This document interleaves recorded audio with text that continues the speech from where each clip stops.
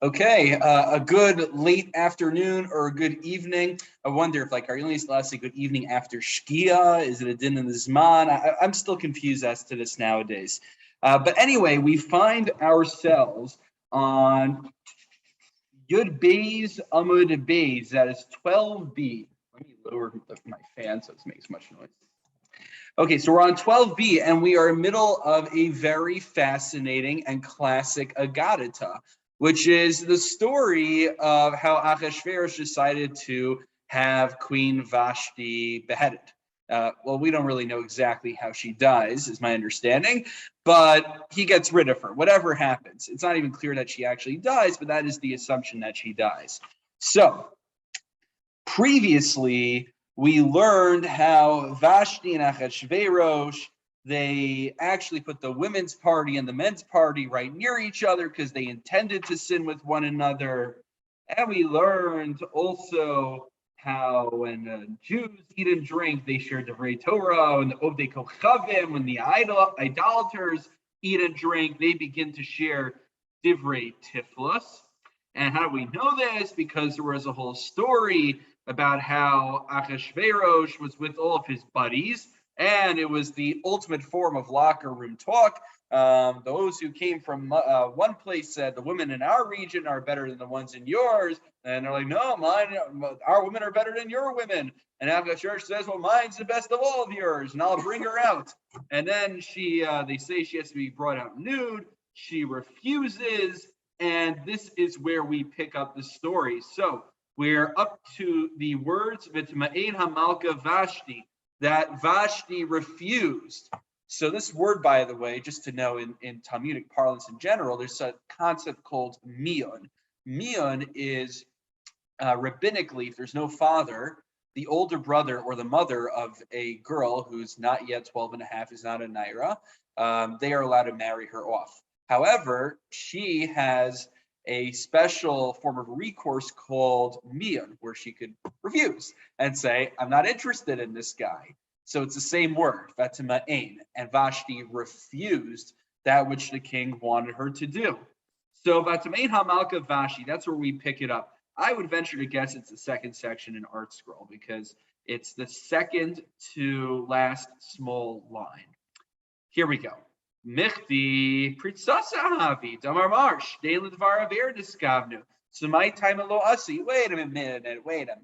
We learned last time that Achashverosh and Vashti actually planned together to cause Gilei Arayah, sexual immorality and propriety. So if this was her intention, then why all of a sudden did she back out when Achashverosh was seeing their plan to fruition? So Amarav Yossi Bar Chanina, actually in Haginami, she did plan on coming out, but then what happened? Either she was afflicted with the skin ailment of tsaras, or b'masnisa tana, and the Brisa was taught, Ba Gavriel v'asala zanav, came the angel Gavriel and gave her a tail. So this is, you guys ever hear that story? This is a classic. That Vashti got a tail, and that's why if a kid dresses up as Vashti for Purim, they put a tail on her also. This is a favorite in the Agaditas. And if you've never heard it, it's a good thing you came this evening, because if you don't know, now you know. Now Zanav, I didn't actually look too much into it, but Zanav might be a tail, but also might be something else. I think I'd have to look more into it. If I recall correctly, there was an opinion that it might actually be referring to the male member that she was given. That would certainly be embarrassing for her, but we'll leave it with tail for now. Okay, so she denies the king's request. Next pasuk. Vayiksov hamelech ma'od, and actually the same pasuk. And the king became greatly angry with her. Amai dolkabe kulehai. I mean, he's making a very forward request of her. If she denies, then maybe Achashverosh will be a little bit upset with her, disappointed. But why did his anger flare up so greatly? So Amar Rava shochale bar raraye. you son of a stable boy, or depending if you have the word bar in your girsa, you stable boy, the ab of my father. My father, he would be able to drink the amount of wine that 1,000 men would drink, and he wouldn't become inebriated. Vahu Gavra, and this man over here, Achashverosh, it's pejorative, Ishkati Bechamre, and in the word porta. He drank just a little bit of wine and then he goes crazy, which I'm not sure is true. Well, we say it took 7 days, but it was Shabbos. Okay, but this was a huge insult. She didn't just simply say, you know what, I realized Kol Kvodo Basmach Panima, there's an idea of tznius, I shouldn't be going out. She didn't just say, you know what, I thought I could do this, I'm backing out. She decided to insult Achashverosh along the way as well. Miyad v'chama so barabo. And it was because of that Achashverosh became incensed. They became infuriated with Vashti. Because it wasn't simply that she denied his request, but she did so with such attitude and disrespect by insulting him. That's why he became incensed with her. Oh, did I just lose the Zoom? 1 moment. Nope, you guys are still there. I'm not sure why that popped away. You guys still hear me? Good? Someone give me a yes. Yes. Thank you. Okay, yes. because my screen switched for a moment there. Thank you. Okay, next pasuk. Vayomer hamelech lichachamim. So now Achashverosh is deeply incensed with Vashti. So he wants to seek out the advice of the wise men about what should he do with this woman. Now, it's a very precarious situation because, as we learned, Achashverosh is not from the kingly line. It's actually Vashti who comes from Belshazzar. So Achashverosh married into the royal family through Vashti.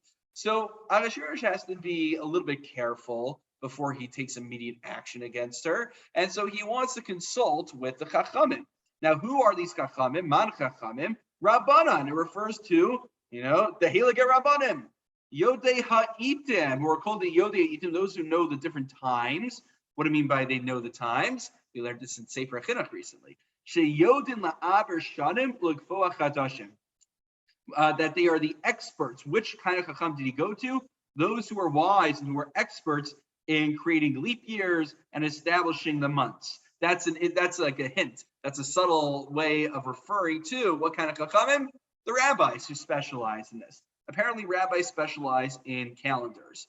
Thank God this is not considered a specialty of a rabbi today. Otherwise, I'd find a different profession.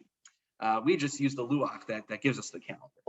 Amar lahu, do you know these? So he went over to them and he said, "Nu." He goes over to the Agudas Yisrael, to the Moetzes Gedolei Torah, and he says, "Nu, this is my case.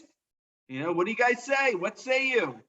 So Amru, now all the rabbis, they have like a team. They say, just give us 1 moment. They get like a team huddle, all right? Like everyone, huddle. Okay, what are we going to do now? Hechi Navid, what are we supposed to do? Nemele Kotla, if we advise Achashverosh to kill Vashti, Lamachar, Pasuk Lechamre, Ubay Laminan. Because what's going to happen? He's angry today. In a day or two, he'll wake up and realize how stupid of a decision this was. And who's he going to blame? He's going to blame us. He's going to say, these Jews told me to kill my wife. Off with their heads. However, Nemele Shafka Kamazalza Malachusa. But if we tell him not to stand up for his honor, it'd be degrading to his position. And then we would be also in a bad position because anyone who says, that king, he can't even stand up for his own dignity. His wife, just insults him. He does nothing about it. So the rabbis would be blamed for staying his hand. And so it's kind of like a damned if you do, damned if you don't. They're between a wall and a hard place. So what did the rabbis do? They found a clever way of recusing themselves from this. Amrlo, they said, we're so grateful that you thought you'd come to us to share our advice with you. But miyom shechar beis hamikdash v'galina me'artzenu nitla eitzim imenu v'einanu yodin ladun dinin afashos. From when our Beis HaMikdash, our temple, was destroyed, we were sent into Galus, we were sent into exile. We no longer, the dark side of the force clouds everything. We can no longer be done dinei nefashos. We can't rule on capital cases, which this is a good connection to Makos. Because remember, why don't rabbis give out Makos? Why don't rabbis, especially, why can't we do capital punishments? A capital punishment, you need the Sanhedrin back in the Beis HaMikdash, in the Lishkas HaGazis. We don't have that anymore. And this is a capital case, they say. But why? I don't get why I'm sure.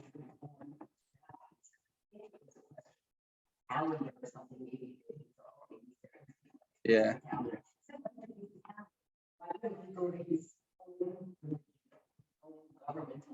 Right. So Toby asks, why is it that Achashverosh initially wanted to ask the rabbis when there are many other chacham around? Why were they the first stop? Maybe why didn't you go to the top, whatever they worship back then? I don't know, they worship Marduk, they worship whatever gods they did, the priests of that religion. Why didn't he consult them? Any thoughts, guys? So, wait, why does that keep happening? No, I did not lose them. Keeps popping back to my browser. Yeah, yeah. I just couldn't get on. Oh, okay, but you're on now, Gloria. Yeah. So awesome. We're on 12B. 12B. Okay. Thank you. Yeah. Interesting. Usually in the back of the Masifta, they address these kind of questions. They have all the questions you could think of on the dot, but they don't have it over here. So the real answer probably is that this is we're talking about apocryphal texts earlier today, Toby. So this is this didn't necessarily happen, but this is more like the rabbis giving their own understanding of the story to convey important messages. So since it's a rabbinic text we're reading, obviously they think, they think that they're, the biggest Talmidei Chacham. They are the biggest Talmidei Chacham, but, this is being written by rabbis. So naturally they think that they're the first ones people should be going to. They did serve in the court. It's not an odd thing. We're going to talk about Daniel at some point soon.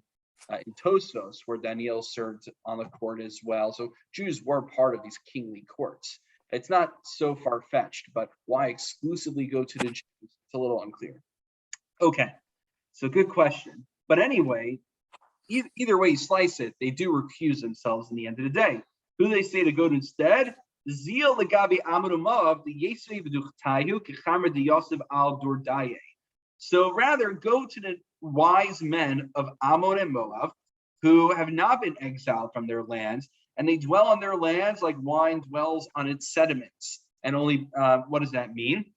Taima Amrle, T'chsiv, and it's actually based on a pasuk, Shanan Moab Minu Rav, the Shoket Hu al Shmarav, that Moab will, be tranquil from its youth, and likewise on its sediments. Lohurak Miklio Kli, it wasn't poured from one vessel to another vessel. Vagola lo halach, and it never went into exile. So Alkain Amatam Obo, Berecho lo namar. So therefore they never lost their taste, they never lost their scent, their aroma. In other words, a lot of our wisdom has been lost when we went into exile. But these people, they've accumulated wisdom throughout the ages. They've been fortunate enough not to be thrown into exile. They're the people who are the best positioned to give you an answer. Now, the Chacham, of course, think that they know more than Ammon and Moab and are wiser, and I'm sure that's the case. But they're trying to find a clever way to recuse themselves without also making the Chachamim look bad and saying, "Sorry, I don't think we could figure this one out for you." That was they went the humility route. So miyad, v'karove love karshana sheser admasa and sarshish. So that's when he called in all of these advisors. Among them were people from Ammon and Moab. Okay. Amrav Levi. So now these are a bunch of weird names. Why can't it just say Achashverosh called in his advisors? Why does it give us the specific names of them? It's one thing like Haman or Zeresh. They come up in the Megillah. But why do I need to know the names of these random advisors who never seem to come up again? So Amar of Levi, Kol Pasuk Zeh al Shum Karbanos.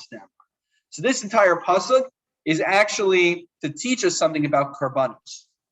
that what happened was that when all this was going on, the Malachi Hasharis, the ministering angels, they came before God and they beseeched, they interceded on behalf of the Jewish people and said, why are you destroying the Jewish people? The Jewish people brought karbanos to you. Meanwhile, all the other nations, what karbanos did they bring to you, Hashem? That they should be given a position over the Jewish people. They should be given authority over the Jewish people. They should be able to wipe out the Jewish people. So where do we see this from the words? Karshana, Amar Malachi Ashari Sivnei HaKadosh Baruch Hu, Ribono Sha'olam, Klum Hakrivi Lefanecha Karim B'nei Shana, Gedar Shekrivi Yisrael Lefanecha. So Karshana, like the word Karim, they didn't bring before you any lambs. They didn't bring that were 1 year old. They didn't bring those kind of offerings before you. That's, I believe, referring to the Karban Pesach. Sheser, what's that refer to? Plum Hekriv Fanecha Shtei Soren. They didn't bring the 2 turtle dove offering before you either. Admasa, what does the name Admasa allude to? Klum Banu Fanecha Mizbeach Adama. They did not build for you a Mizbeach on the earth. Sarshish, Klum Shimshul Fanecha B'Bigdei Kahuna, D'Chsivu Sarshish Ushoam V'Yashin. So Sarshish referring to, it's one of the pieces that goes into the breastplate of the Kohen Gadol. And so they didn't build for you these beautiful garments in order to glorify your temple. Maris Klum Mirsu B'Dam Fanecha.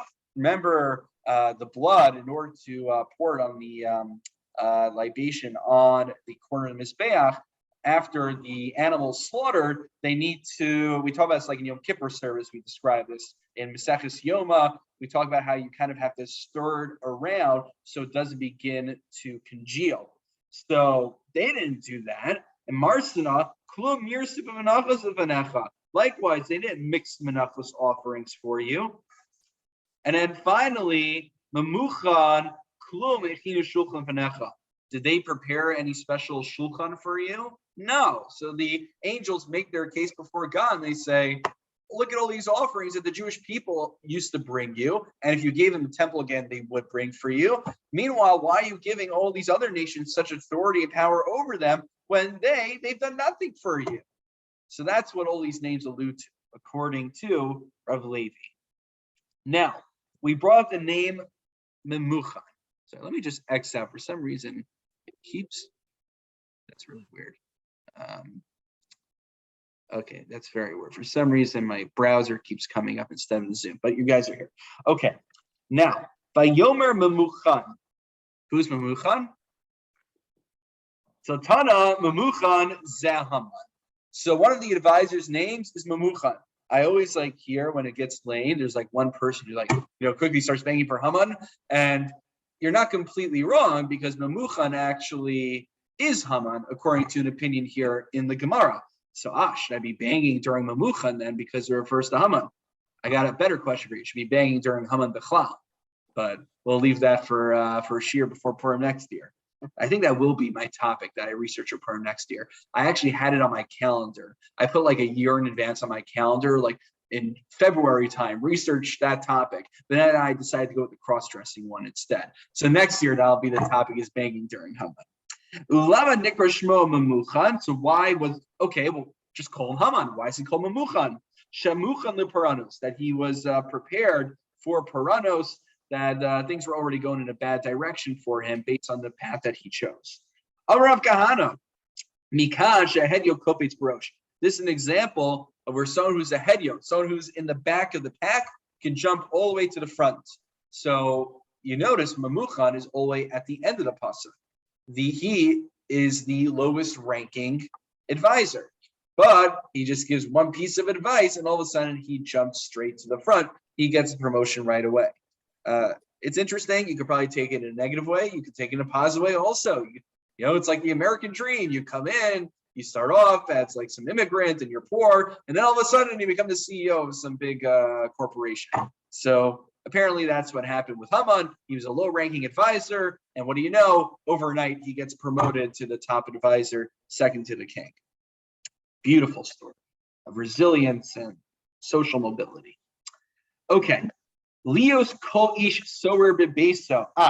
So if you remember, then what does he advise? That they send out these letters saying that the man should be in charge of the house. The man should be in charge, and the women should listen to the men.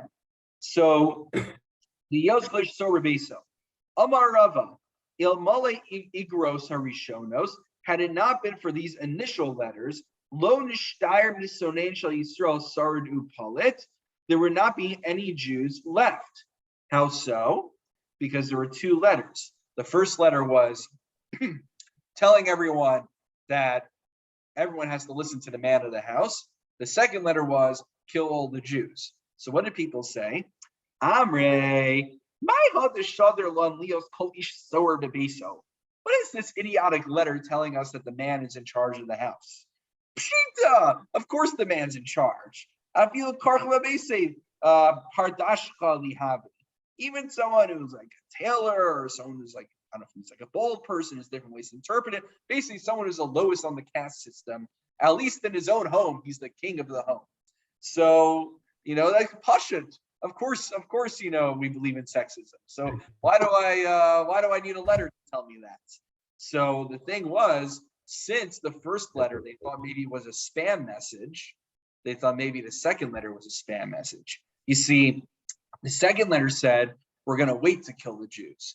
But had that been the first letter, people would say, well, if the king is already willing to sanction us killing the Jews, I'm sure he won't mind if we say, Zrizin Magdimin Lemitzvos. The guy were like, we want to fulfill the will of the king. I know he wants me to wait until a later date, but I have such a passion to fill the words of Achashverosh and murder the Jews. Zrizin Magdimin Lemitzvos, they're going to jump ahead and do it.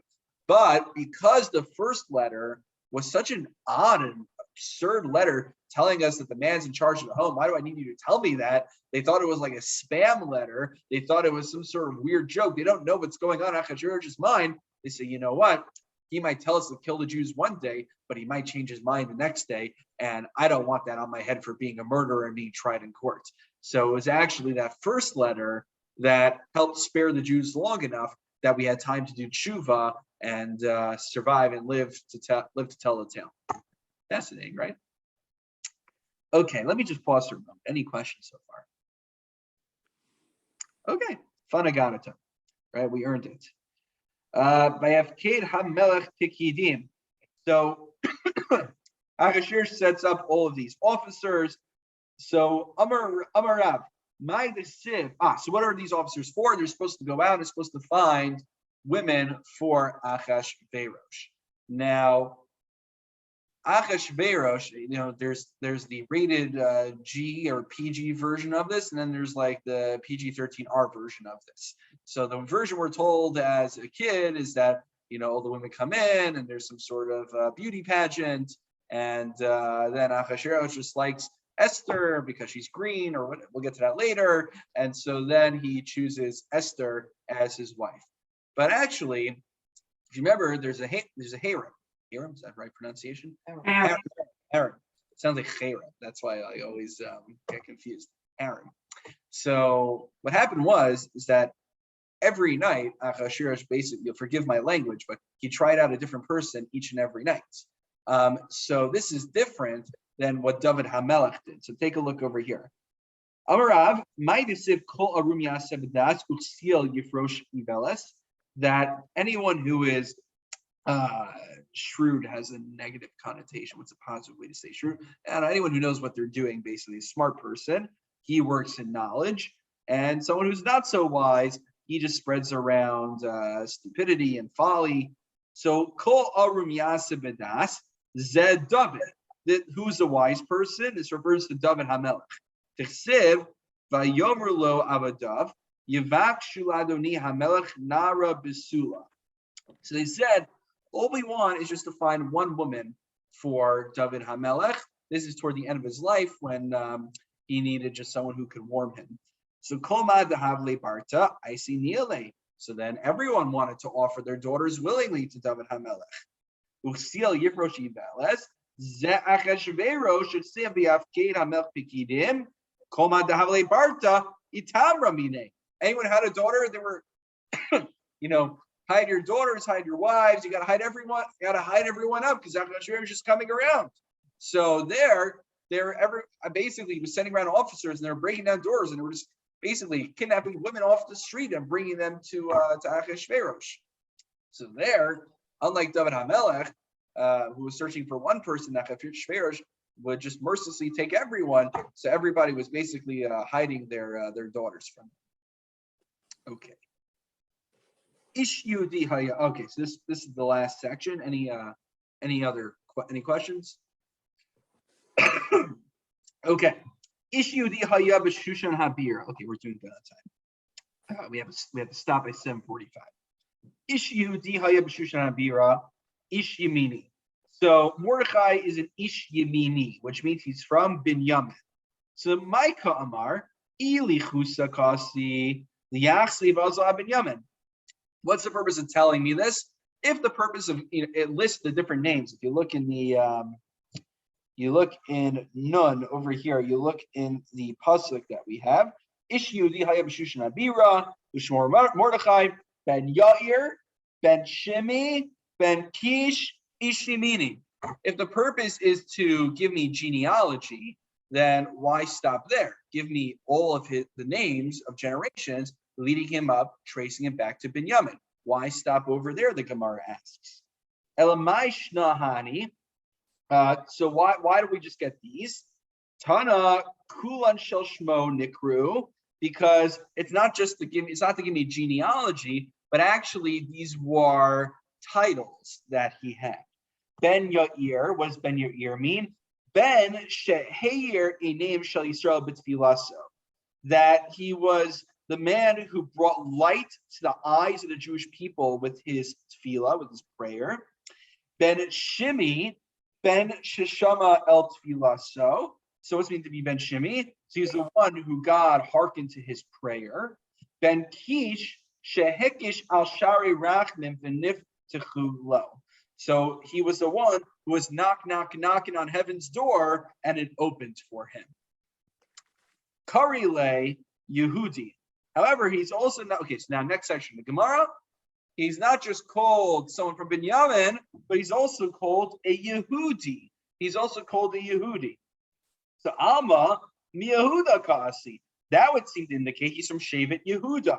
Karile Yemini, but also calls him Yemini. Alma mi Binyamin Kasi. That would seem to indicate he comes from Shevet Binyamin. How do we reconcile this? Mordechai had many titles. Here's a simple answer. His father came from Binyamin. And his mother came from Yehuda. What tribe would he be from then, according to that? Binyamin. Very good. Because the Shevet follows the father, but Jewish status would follow the mother. Rabbanan Amri, Mishpachos Miskaro Zovazo.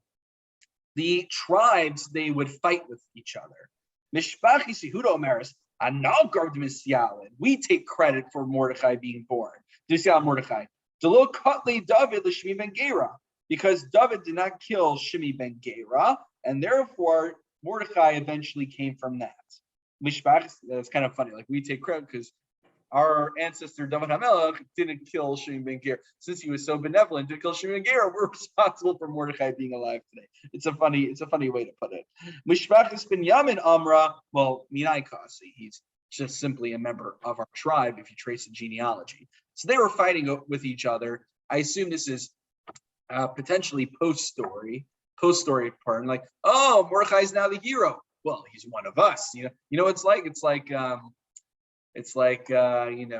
some guy grows up in like a very yeshivish school where they don't encourage getting a strong secular education, and then he becomes a high-powered lawyer or a high-powered businessman, and then they're like, he went through our school, and then they try to take all the credit, even though it's not because of the education, but despite it. Okay, so that's kind of what it's like over here. It's like all the Jews were giving Mordechai tsaras. He'd say, Mordechai, it's all his fault that Haman wants to kill us. Mordechai's the worst. We want nothing to do with him. And then Mordechai becomes the hero. I'm like, he's one of us. It's all because of us that, we take the credit. So that's kind of what it reminds me of. Okay, but actually we will see people do complain about him momentarily. Where do we leave off? I think we're up to Rava Amar, right? Okay. Rava Amar. Knesset Yisrael Amar Le'idach Hisa. Actually, most of the Jewish people, especially those not from Yehuda and Binyamin, they said otherwise. Re'uma also Yehudi, Umashilin Yemini. Look what this Yehudi and Yemini did to us. Ma'aseh Yehudi. What's the issue with Shevet Yehuda? Lo katle David the Shimi. Since David did not kill Shimi ben Gera, therefore Mordechai came into existence. So they're turning it around. They're like, it's all your fault that Mordechai was born, and we had to go through this whole story. You know, like Mordechai got us out of it, but if Mordechai never refused to bow down to Haman in the first place, this whole issue would have never been a problem. You know, it's like imagine some like pharmaceutical company, they accidentally create a disease, and they're like, oh, but what do you know? We created an antidote to the disease. So, you know, shkoyach. The Islam, so it was Mordechai. The Mikni Bey Haman. Okay, sorry, I didn't read that whole entire phrase. So it was all because he didn't kill Shimi that Mordechai was born from him, and it was Mordechai who caused Haman to get all incensed. But had Mordechai never been born, we would never need him to save us from this. And what do they mean? What's their issue they take with Binyamin? So Katle Shaul Agag. Since Shaul did not kill Agag, the Islam Mine Haman the Mitzvah Yisrael. Remember, we were talking about before Purim, we're learning about the whole, can I kill Amalek nowadays? Well, Haman comes from Agag. So Haman seems to be from Amalek. And had Shaul HaMelech, who was from Binyamin, done his job like Shmuel commanded through God to kill all of Amalek, we wouldn't have Haman here to begin with. So the Jews are like, you know, we'd be better off without the tribe of Judah and Binyamin altogether, because they got us into this rut to begin with. Okay. So that was answer number one. Answer number one to reconciling how Mordechai is both a Yehudi and a Yemini is that his father was from Binyamin and his mother was from Yehuda. Another reconciliation is, no, he is full bred from Binyamin. Mordechai is a full bred Benjamite, whatever. B'mai Karile Yehudi. So why is he called Yehudi? Al Shum Shekafar Bavodah Zara. Shikakov Bavodah Zara, Nikra Yehudi, Kidiksiv, I see govern Yehuda. Anyone who denies and rejects Avodah Zara is called the Yehudi. As it says over here in the Pasuk, this is from Daniel, I believe. I mean, I could assume easily based on the Aramaic, of course. So it's from Daniel. Bring over these Jewish people who refuse to bow down to the Avodah Zara. So we see that those who deny and reject Avodah Zara are called Yehudim. So Mordechai is actually from Binyamin, but he's called a Yehudi because he rejected Avodah Zara. Okay. I have one more thing to share in Tosfos. Let me pause. Any questions on the Gemara? That's all the Gemara we're doing. Okay. So remember earlier in the Gemara, if you take a look on Yud on base, you go back to the original page, you look at the last Tosfos on the bottom, the Muchan. It's a very short one. So remember we said Mamuchan was Haman, and what did Haman do? Haman gave the advice, A, to kill Vashti, but also to send out these letters that the man is in charge of the home. So you want to see something really crazy here? Look at Tosfos. Tosfos says, Yesh Medrash Shahaya Daniel. The Mamuchan was not Haman, it was actually the prophet Daniel.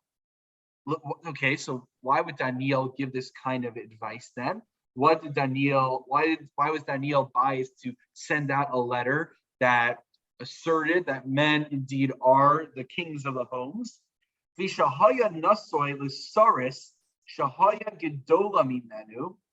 was married to a noble woman who had a higher status than him. And since he couldn't compel her to speak in his language, he had to learn her language and speak to her in her language. So apparently, this is crazy stuff. Daniel was in the court of the king, and Daniel was, I'll explain over here. Daniel basically, the Sefer Talmud Dekra says that based on Sanhedrin Tzadi Gimel Beis, Daniel was a saris. He was basically a eunuch. And therefore, being someone who is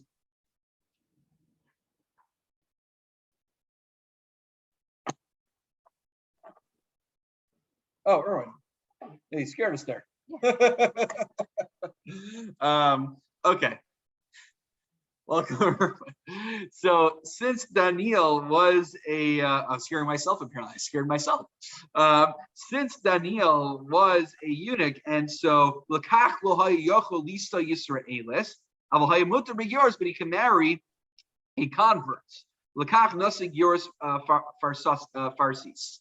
So he married this Persian woman. Apparently, he was able to get her to convert to Judaism, but that's as far as she went. She didn't really want to speak his language, and they had apparently marital issues with each other. And so instead of going to a marriage counselor and work things out between them, he decided to have this letter sent out that affirms that the man is in charge and you have to listen to the man.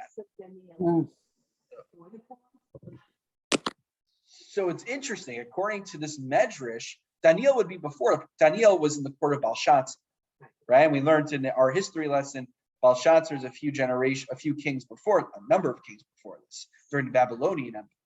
So Daniel would have, according to this medrash, would have had to live around for quite a while.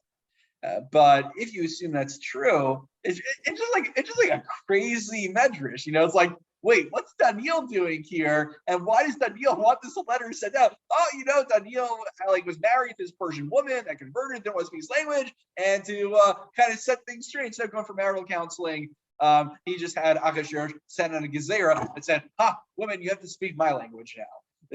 It's really, I don't want to say crazy, Chas v'shalom, but it's very entertaining almost. And maybe, I have to look at the original text of the medrash that Tosfos is referring to better understand what the import of it is. I'm sure there's some deep special lesson behind it. Alas, I am not aware of what that special lesson is at this point. If someone finds out, please let us know next time, okay? All right, that brings us to the end for today. A few minutes early even. Yasher Koach, Toby, thank you for coming out. And Erwin in the kitchenette, thanks for coming as well. And good seeing you all. Gloria, Zadie, Arthur, Mayor, Susan, Phyllis, and Oliver. Good learning together. And God willing, looking forward to doing so next week as well. Okay, good Shabbos, everyone. Good Shabbos. Good Shabbos. Good Shabbos.